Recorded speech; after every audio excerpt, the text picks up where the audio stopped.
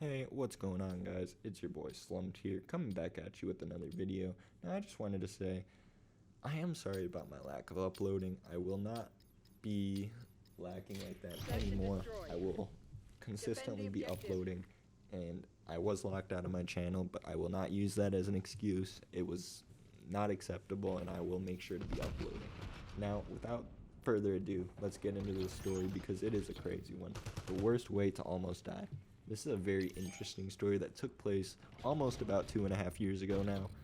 So it all started an average day in the life of myself, hanging out with my friends, smoking some weed and whatnot, doing what teenagers do. And then it hit me. And I was like, well, what can we do?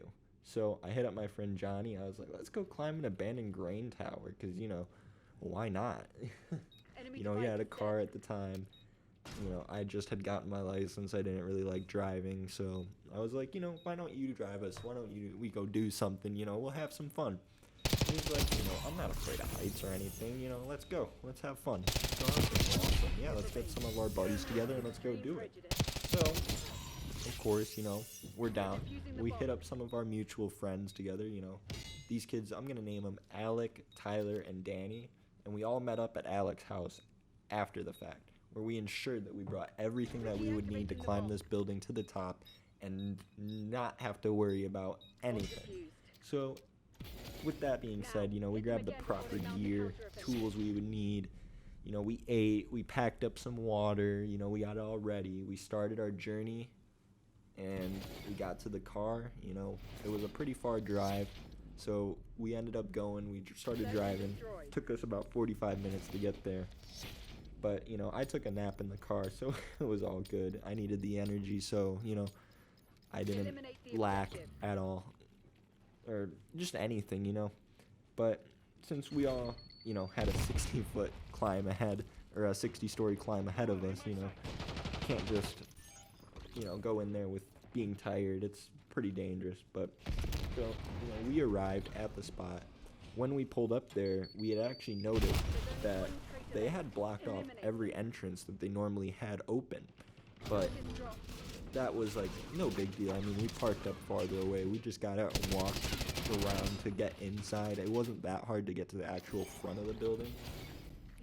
So with that being said, they had blocked it off and we just went around the back and we spotted two security people, one in a car, one outside of the car, and they were just talking with each other. So we saw that. We didn't really think anything of it because, we thought that this building probably had security just from the sole fact of how big it is and how dangerous it could possibly be to have random people climbing it and whatnot. So, we started to make our way around them because this is not something that we're like foreign to. We're very used to making our way around security and hiding from security and whatnot. So it was very easy for us to make our way around them undetected, of course. But we got to the open grain tower, not to the open grain tower, I guess, but to the base of the grain tower, where it's basically like an industrial factory, and the grain tower is built on top of the 30-story, it's not 30 stories, if that makes sense. I mean, it's like 3 stories, but it's about 30 stories worth of stairs. It's very tall. It's a very big factory, but there's about 3 main stories, I like to say, maybe 4, but it was about 30 flights of stairs all the way to the top. So it was a very big building. But, with that being said, we started our climb up those stairs. It was pretty menacing, to say the least, to make our way up all of these stairs.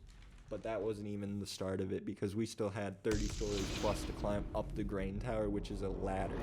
So, we're making our way all the way to the top of the industrial factory. And when we get up there, we start to take some pictures of the views of Chicago that we're seeing, and we're vibing, We're all just sitting up there, we hear something, and it was very unsettling, uneasy, to say the least. It was almost like a blood-curdling scream, and it honestly, it was so loud, it seemed fake. And me and Johnny, we're both like, we can't go down now. What if there's something down there, or security, or there was just a million things flowing through our heads. So instead, we started to wait. Every minute it just got more and more uneasy, and you know, just every minute felt worse than the last. And you know, anticipating something to jump out at you, or like just a security guard to be there to scare the shit out of you. Just, you know, after what seemed to be about an hour and a half, an hour, you know, we started our journey 30 stories down of this grain tower, because we were like, we can't live up here, you know, we can't stay up here forever. So we started our journey down.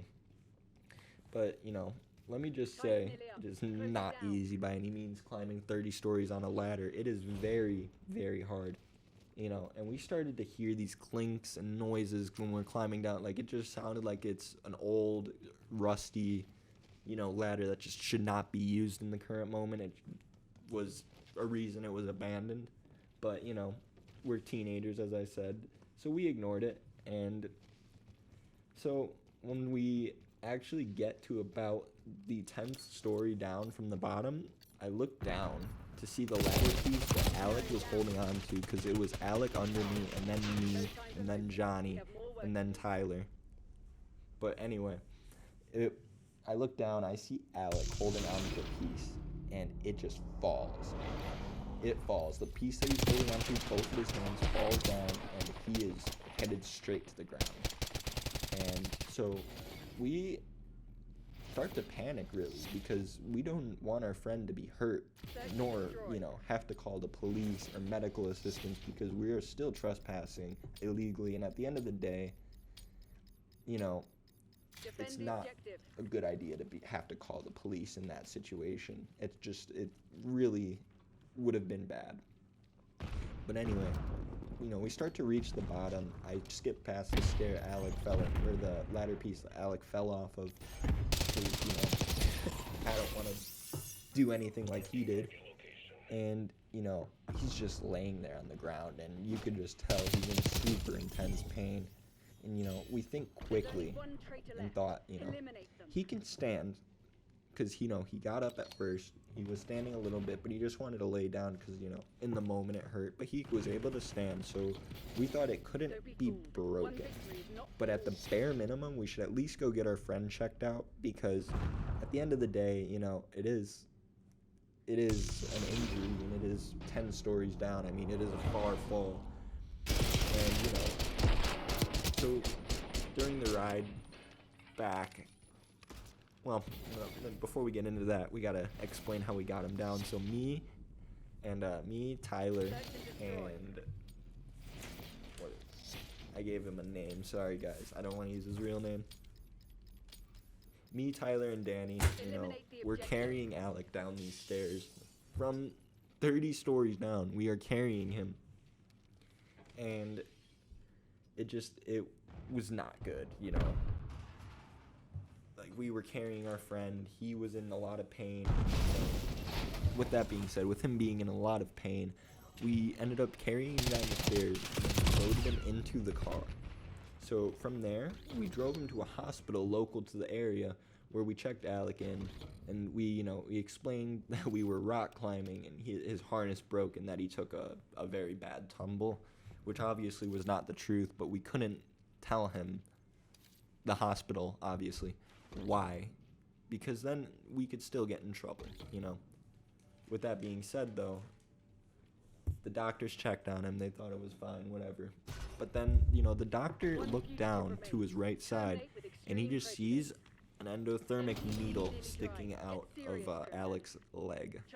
Now, we didn't see this climbing down, which was really weird, but it wasn't a very weak position, and I guess we were more shocked about what happened and not worried about something like that. And I'm guessing he didn't really feel it because of the pain he was feeling. So, like, realistically, they noticed this needle, and we were all super worried. The doctors were worried. Everyone was worried, because at this point we had to tell him, okay, look, we were climbing this building. We told him exactly what building. The doctor knew where it was and everything. We had to tell him. Came clean. And with that being said, the doctor, he didn't report anything. Thank you to this doctor. You are the best. You are the example of what a doctor should do. You did not report us in that situation. You got my friend Alec the help he needed, and you got him the tests he needed, and it was worked out great. And I am more than thankful for that. But other than that, you know, the doctor did have to give him some tests and take his blood and run to figure out what could have possibly been entered into his bloodstream from this endothermic needle. And, you know, the doctor came back about a couple hours later. We were all sitting in the room with our friend because, you know, we didn't want to just leave him there. But the doctor came back with the news, and he was okay. And the needle was luckily not contaminated. Surprisingly, somehow, it was not contaminated. And, you know, so we were all just sitting there like, thank God. Thank God. Because that could have been a lot worse, you know. But, you know, after that, it was very calm. Alec was discharged from the hospital, you know, given some medication for his leg. It was just a sprain. It was nothing major, surprisingly. It was just a bad sprain. But, you know, we got back in the car. He was discharged. We were headed back to my place, actually. But, you know, no one said a word about what happened because, you know, I think everyone was just very shell-shocked by it and was like, you know, just thought it was crazy. And who wouldn't? And, you know, then after that, Alex goes, wow, I really could have just gotten AIDS or something. And we all bust out laughing. We all are cracking jokes about how he has the AIDS virus and whatever. And which isn't funny, by the way.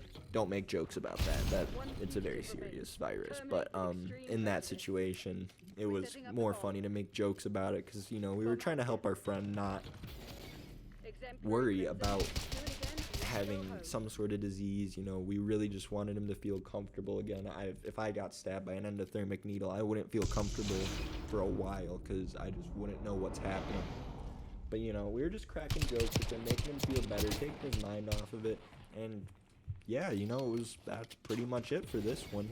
It was a very up and down story. I mean, it was fun, but it was also very scary because my friend could have gotten some bad diseases or died or a lot of things.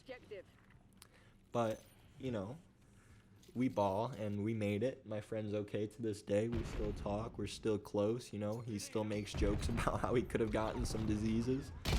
But, you know, that's just, I'm sure, his way of coping with what happened. But, yeah, so, you know, anyway, this has been a story that I would not recommend trying to recreate. You know, exploring abandoned places is very dangerous and should not be taken as a joke or lightly at all. But, yeah, thank you guys for watching. It's been your boy Slumped, and, you know, a like and a sub is always appreciated. I'm going to be back on that upload grind. So, yeah, it's been a good one, and, yeah, cheers, guys. Peace.